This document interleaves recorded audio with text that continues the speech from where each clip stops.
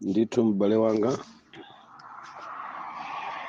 ndikhulupirira kuti tikuona tonse imati ningopereka malangizo pamene tikusiyana apa abale chonde. Ndaona ena muli ndi mafoni pafupi, ineyo musandijambule. Ndikanakondanso kuti ngakhale zimene tupangazi zisajambulidwe. Mungondikomera mtima kuti muzimise mafoniwo, kapena mwina ngati kukali kotheka kungojambulako mwina audio zimene mwina ninga mafotokoze kusiyana ndi kujambula zithunzi. Sitikuchita mwazionetsero ngati mmene amapangira anthu ena kuti anthu aone kuti kumene tapitako kukuchitika chani. Ayi, choncho tiye tipewe kutumiza kapena kujambula zinthu. Ndikudziwa kuti apopo mmene taunjikiramo sitinganene kuti izo nzandani kapena izi ndi zandani, koma ntchito imene yagwirika masiku atatuwa pamene tikusiyana lero, tinagwirizana kuti lero tikumanenso pano, kotero kuti aliyense abwera atadzipereka kwa Mulungu ndi kuvomereza machimo kulingana ndi mawu a Mulungu, kuti ngati uzavomereza ndi mkamwa mwako kuti Yesu ndi Ambuye, kuchokera pa chivomerezo chakumvomera Mulungu mwabweranso ndi kuchita confess, kulapa. Ndipo kulapako mukufunitsitsa kuti tonse tikhale pa mamasulidwe. Nthawi zina kumasukanso kumayenda pamodzi ndi ma action amene omangidwa ukuchita kuti ukamasuke. Choncho ineyo ndilemekeze Mulungu wakumwamba chifukwa cha ntchito imene tikuti tigwire pamenepa. Ndasonkhanisa zinthu zosiyanasiyana zimene ino abale mwabweretsa mwa njira ina. Chimene tifuna kuchita pamenepa ndi kuotcha ufumu wa Satana wooneka ndi maso, umene unagwira ukapolo m'midzi ya mafumu anayi imene ndayenda. Apa mukuonazo ni supa, komanso zinazo zithumwa ndi nyanga, zimene ena mwa abale m'mudzi amene anapanga chisankho chobwera kwa Mulungu abwera nazo kuti tiziotche pamaso pa Yesu Khristu, mfumu ya mafumu, kukhale kuti tithane nawo. Amayi ndi abambo, ndifuna ndikufotokozereni kuti kudzipereka kumene mwadzipereka inu magogo komanso inu anthu amisinkhu ndi azibambo ena amene mwaona kuti sikoyenera kuti tidziyendabe ndi mankhwala, tiyendabe munyanga, m'maufiti ndi m'malo ena ndi ena osirikidwa, kuyenda mmoyo osirika zinthu. Mwapanga chisankho kuti koma zimene tizitaye, ndiye lero mwazibweretsa mwakufuna kwanu, mutavomereza Mulungu wanu Yesu Khristu kuti akhale thandizo lanu. Lero zimene zitikuotcha, ndimafuna ndinene kuti ntchito yotcha zimenezi si ntchito imene tikufuna kungoyitengera zibwana, chifukwa zimenezi zimasonkhanitsidwa ndi ziwanda. Ndipo tidziwe kuti mmene tikuotcha zimenezi sitikuotcha ziwanda, tikuotcha mitengo imene munabweretsa, chifukwa ziwanda ni mizimu. Ntchito imene igwirike mukaotcha zimenezi ndi kuthetsa chabe ubale umene ulipo pakati pa inu ndi ziwanda zimene zimakulimbikitsani kumasunga minda yanu, kumasunga nyumba zanu. Ena mwabweretsa zimene munkasungira amuna anu, ena mwabweretsa zimene munkasungira akazi anu, mankhwala m'makomo, mikweteko ndimene mukuiona ina ili apapayi, amene mumadziwa kuti kusunga mamuna amasungidwa ndi mankhwala, ufiti wa pakhomo. Mwazibweretsa kuti zonsezo ziphwanyike. Ndimafuna ndichenjeze kuti chimene tikuchita lerochi tikuotcha mitengo. Muona yapo pali chimanga, mukuchiona pamenepocho chonyika kuti chikuchokera m'madzi, zimene amakadzala nthawi ya fumba, nthawi yodzala yosirika minda yoti adzikolola chimanga chambiri. Muone mwina mwasakaniza ni mkute, zinthu za masalamusi zimene zimapasa ubwenzi wa munthu ni ziwanda kuzizungulizira pa khomo ni njira zina zotero zimene anthu munakodwamo. Koma ndimafuna yoyamba mudziwe kuti izi tikuotcha lerozi tikuotcha mitengo, tikuotcha nsima ni chimanga, zithumwa zinazo nzigamba. Pali zina muzionazo ni nsalu zakumanda zoti adakachita kufukula pamanda kuchotsa nkukwiriranso mukuzionazo. Zinazo zofananafanana ndi zina zache zovuta utchula wopa boma. Tingayenere kupemphera zimenezi zofukulidwa m'manda zimene anthu timakhulupirira kuti zitithandiza. Mabotolo wena mukuwaonawa kuti zinazo ni madzi amaliro. Ndimafuna nichenjeze inu amene mumagwira ntchito zosambisa maliro. Sambisani maliro zatha. Musakhale pa utumiki ogulitsa madzi amaliro.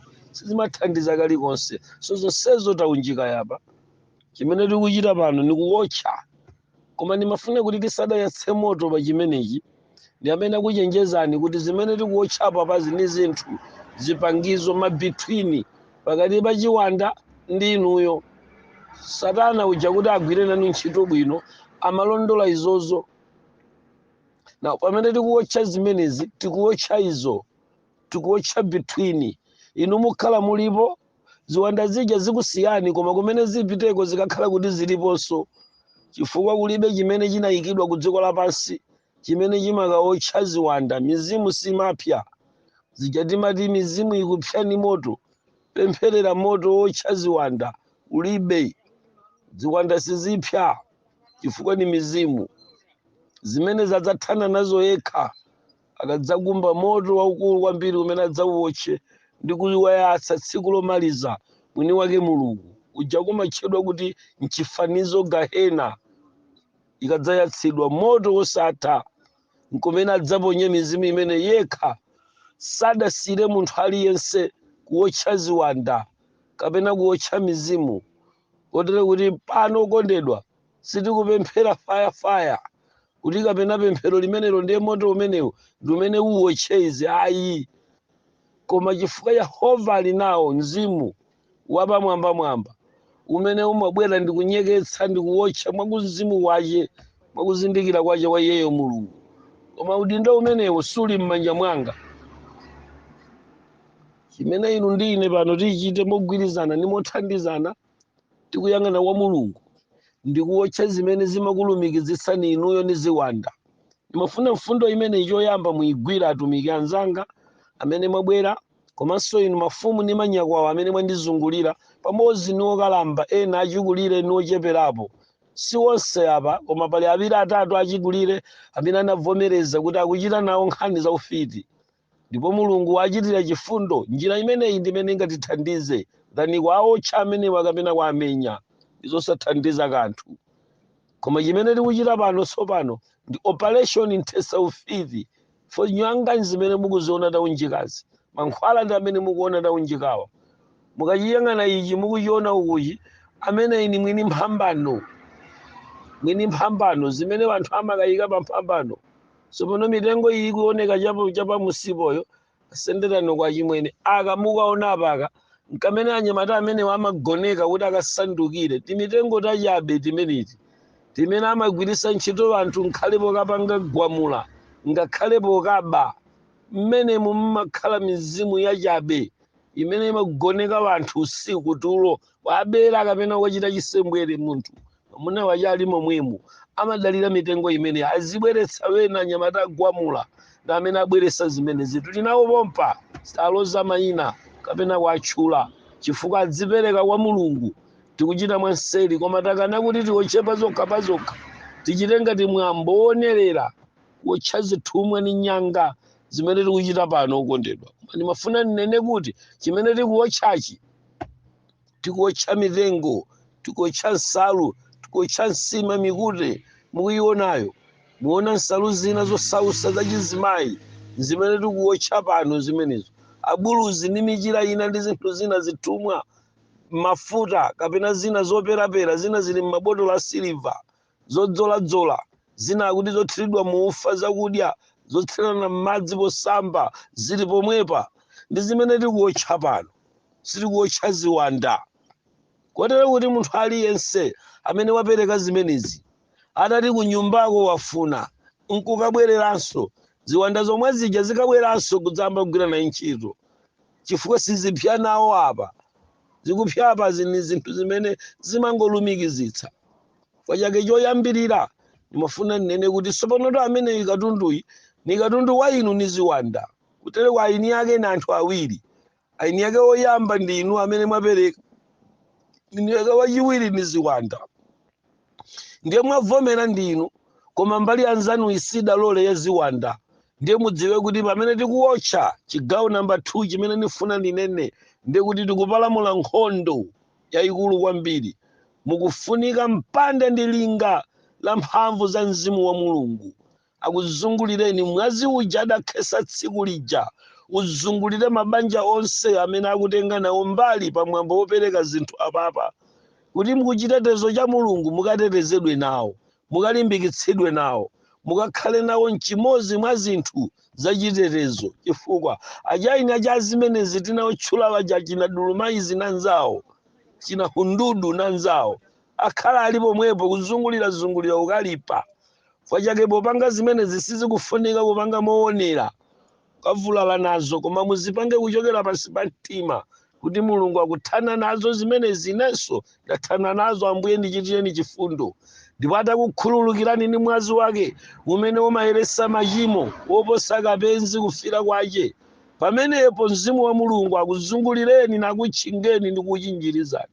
Pamenepo tikufunika chani okondedwa? Dere mazulu aliwonse upemphera, mamawa kukacha upemphera, usiku kupemphera, kusunga moyo wa chiyero tsiku ndi tsiku, mukumayitana pa mwazi wa Yesu Khristu mpaka na abwenzi amene wachina hundudu ndanzawo ni zithumwa zonse mukuziona pamenepa zidzaleka kubwera, sizazunguliranso kufupi ndi kumene kuli inu.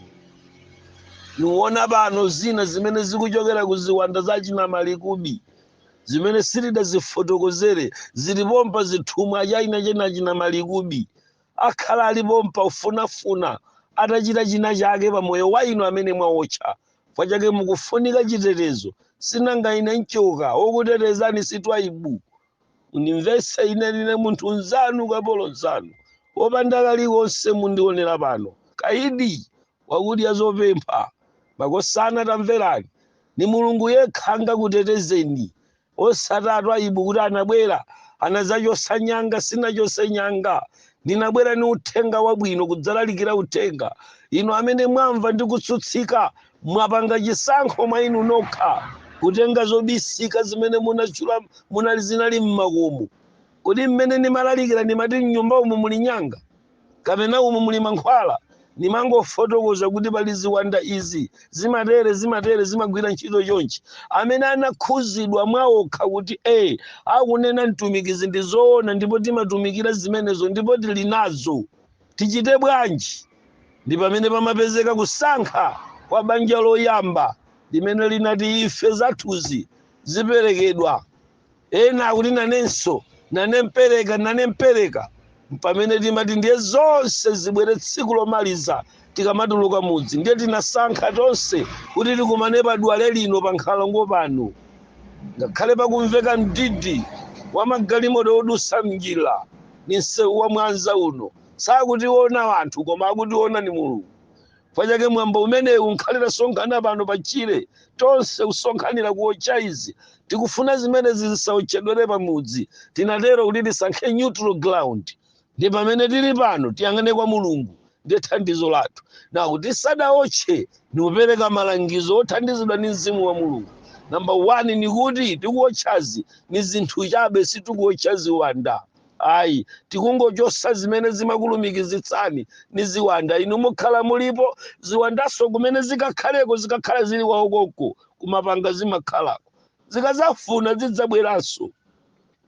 Ndime namba 2 unena kuti popeza mwafuna ndinu patina wanu sadavomere ziwandazi sizidalole mwafuna ndinu ndiye mwamtengera patina wanu zimene mudagwirizana kuseli zija mmapanga pakati pa usiku mwabwera uzazikulu masana patina wanu izi wanda sakukondwa kotero kuti mwapalamula nkhondo.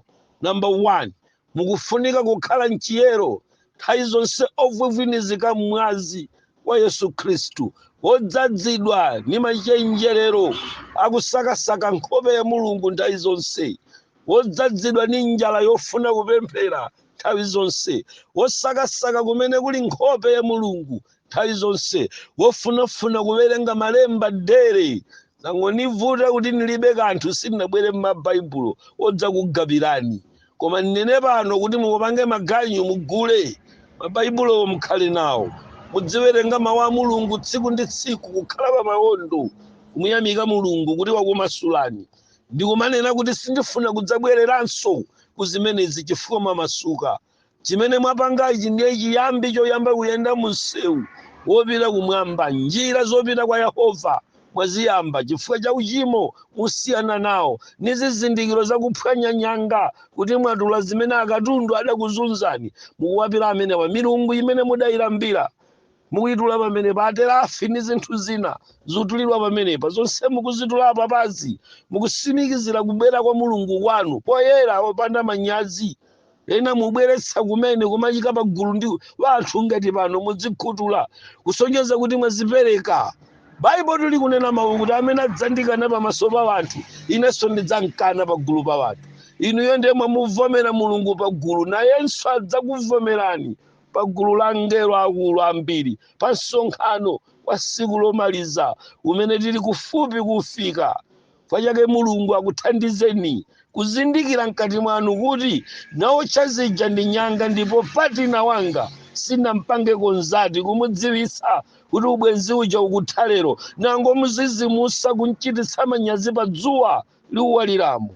Wokondedwa pamenepo mukusoweka chitetezo cha mapemphero a inu eni fwa ine kukhala kulibe mutsala inu tikaotcha zimenezi na Ambuye. Ndiye Yesu akhale pa khomo pano akhale Mbuye ni mpulumutsi wa moyo wanu mutamuvomera kuchokera pansi pa mtima pa chivomerezo chakulapa machimo azochitikazi pamenepo Yesu akhala chitetezo chanu. Magadiani angelo abwera kuzakutetezani usiku ni usana poyenda pano pamangidwa linga la mpanda wa Yehova Mulungu wakumwamba kukutetezani ni kukutchingani kuti ziwanda zokhala ni moyo zimene sitikuziotcha lerozo zizifuna kubwera koma sizikuonani mukhala otetezedwa ngati mmene ndidatetezedwera ine mmene ndimatetezedwera ine nitaotcha zoposa zanuzi ni kutetezedwa nini ni moyo mpaka lero. Akuyesera njira iyi kapena inayi koma sanganifikire nuduluka mmudzi koma nditasamba m'manja zikomo kwa inu gulu sindinayembekezere kuti ntchito yanga ingakhale yapamwamba yotere yakufikira kuti inu anthu chigawo chakumadzulo chino mwabwera kudzapereka nyanga zanu. Mulungu akuchitireni chifundo akudalitseni ndi kukupasani kuthekera kokhala pamaso pa Ambuye mwachitetezo chonse. Pa mfundo namba 2 nikunenayi kuti padzibwera zimayesero chifukwa sitikuotcha ziwanda koma tikuotcha zithumwa kotero kuti chimene chidzakutetezeni kuziwandazo kupatina la wanu amene lero mukuthesana naye ubwenzi koma mwazizizi abwera kuzafunsa mafunso kodi mwasiyadi kodi mufatu kodi mutanitu akubwereserani ndi mayesero koma muzichiyesa chimwemwe mukamagwa m'mayesero amenewo ndi kumayitana Yesu tsiku ndi tsiku ne chilimbikitso changa chikhole pakupemphera chagona pakuwerenga mawu chagona pakufunafuna nkhope ya Mulungu kuyimba nyimbo za Mulungu pakamwa pano pasinthe kuyamba kuyimba nyimbo za gule zija mmayimba nyimbo za miyambo zija mmayimba muyambe kukhulupirira Ambuye osakhalanso ni mantha kuti ayi popeza nadula mikuzi milu ya mikuzi ili apayi popeza nadula mkuzi ne chakuti chichitika ayi milungu ya mikuzi tathana nayo lero palibe chikuchitikireni amangoopseza. Kodi Petro sakuti amene ni ndani uja wokhala ni pakamwa obuma ngati mkango koma mano alibe amaopseza umene koma musaope palibe chichitike pakati pathu nkhale bana amene mwaduladula zingwe nkhosi nakuonani mukuyika pompa zimene mukuyika kumenezo inde vana vanu osamwalira liwombolonso ni upempherera kuti lipole mu dzina la Yesu Khristu chifukwa kulibe mulungu aliwombo kuno kulibe. Yehova ndiye mtetezi. Sitimakhala ni moyo chifukwa cha zithumwa ni nyanga zakutchire, koma timakhala ni moyo ni Yesu Khristu. Fanyake ndikukulimbisani mtima abale inu, mulungu ali nanu. Pamene tikupita ku chigawo chachitatu chakusiyana nazo nyanga zimene zokondedwa, ndimafuna kuti tonse amene tili pano aliyense agwade payekha nikupemphera pemphero lomuwuza mulungu kuti tsopano ndikubwera kwa inu, ndathana nalo dziko lapansi. Ndipo tikamaliza kupanga chimenecho tikhala kuti tonse tubalalika. Koma popeza kanthawi yaka ndikulankhula ndi ine, mundilole ine ngati mtumiki nipemphere pemphero losiriza lothana nazo zinthu zimenezi tisadayase moto. Tamverani, tigwade pansi tonse tipemphere. Koma pamene tikugwada pansi kupemphera, mundimvese pano, munthu asatseke maso pakupempherapa. Mungokhala ndi chikhulupiriro kuti mwagwadira Ambuye wanu, koma osasinzina. Tikupemphera pano pa nkhondo tayima pano, tipa battlefield limbana na achina dulumaizi, achina hundudu, achina milikubu amene tikuotcha lero mu dzina la Yesu Khristu. Zipangizo zawo zikupyerera lero. Tigwade pansi tipemphere. Mulungu wakumwambamwamba, chifukwa cha amayi awa okalamba ndi osakalamba, asungwana ndi anyamata pamodzi ndi tiwana timene tinali akapolo kumikuzi ija yaduka ni imene taunjikapa. Yehova Mulungu wakumwamba, nikufuna mulandira ajaini akazithumwazi, ajaini ajazimenezi amene apereka kuyambira lero Yesu Khristu, muwalandire ndi kuwalemba mayina wawo m'buku lanu akhale ana wanu kuyambira lero. Iwo apanga chisankho choyenda ndi inu ndi kudalira inu, sakufuna kudalira nyanga. Fanyake masana wano mwachitire chifundo kwa khululukira ngati mudakhululukira ine, ngati mudakhululukira chigawenga kudzanja lija pa mtanda paja. Yehova Mulungu wa chifundo nikuyita nani pamenepo nikuti mutsike muyambe kuphwanya mizimu ya mtundu uliwonse, kudula makomunikeshoni ya mtundu uliwonse otsalira. Pali zina sizingabwere apa kuotchedwa chifukwa zidachitika ni mawu.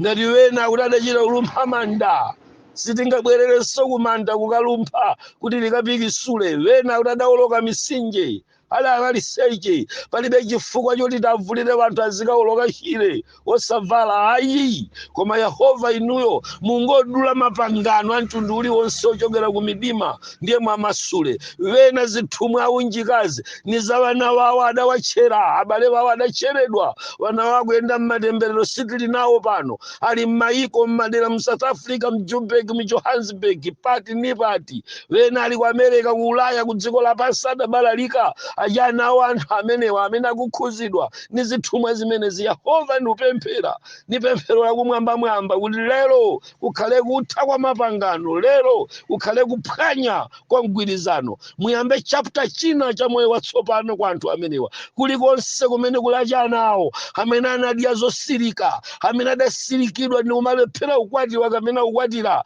amene adaloza anzawo lero lakudwala kumene aliko. Yehova pemphero langa lipite kwa amene wachire tikamaotcha izi mfiti zimene zidatchula anthu amene adatcheredwa, otcheredwawo achiritsidwe mu dzina la Yesu Khristu.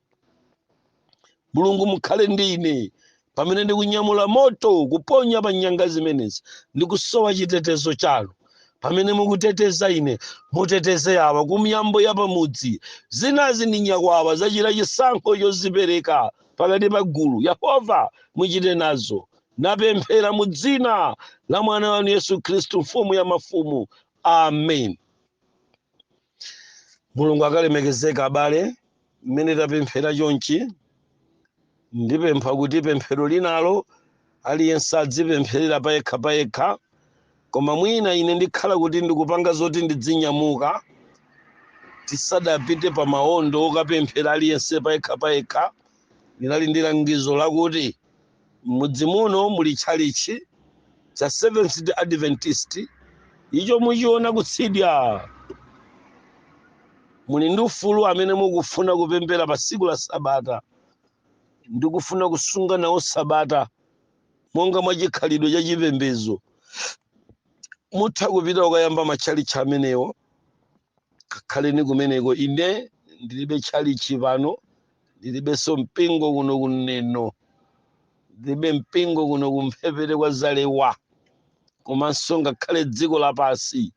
Pakadali panopa yembekezerani kwa Ambuye muli mpingo wa Seventh Day Adventist. Atsogoleri ndi ajatasiya kumakomo machechi elder amene adanena kuti sangathe kubwera nawo kulendo uno malinga ndi kuopa zipembedzo zawo, pakuti amene tikulalikira ndi odetsedwa ku mapembedzo zawo ndi osayinirawo pa chipembedzo. Sinenera kuseli nkhani imeneyi, koma inu zisakudeseni nkhawa za ine olalikira kuti sindine olandiridwa. Amene amalandira wanthu ndi Mulungu.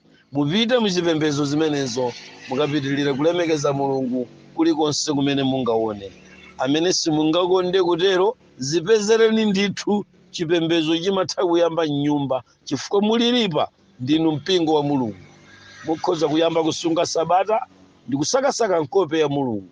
Koma kwa amene simungakwanise umapemphera nokha, mwakonda umakapemphera ku chalichi, pitani pa chalichi cha Seventh Day Adventist iyo chili pa tsidyacho, mukayambe kupemphera. Mulungu akudalitseni. Pamene tikusiyana ndikusiyeni m'manja mwa Mulungu. Okondedwa, tsopano muli ndi mwayi aliyense umapemphera pamene ndikutenga mayesi misaka lili mdzanjayi, kuotcha terafi ali pamene pawa. Chikamayaka mudzimva kuti chikupya kuyokera pansi pa maziko akuchimene mudakhazikitsa kuti lero muthana nacho mukuyamba chapter china. Mulungu akusamalireni mwapaderadera. Lero ni tsiku lomaliza kuthana nazo zinthu zimenezi. Mulungu adzikudalitsani. Kwa inu anzathu achikulire ndi okalambirapo, nakulembani mayina pamene pa tsiku lina tidzabweranso tidzacheza.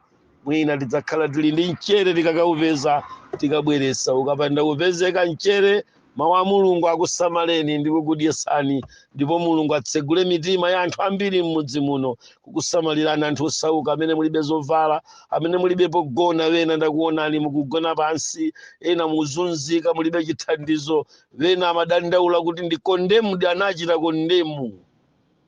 Wana obereka okha samasamalanso chifukwa chowakayikira kuti ni mfiti. Zatha lero amayi, ndinu mwana wa Mulungu, musakhalenso ndi mantha.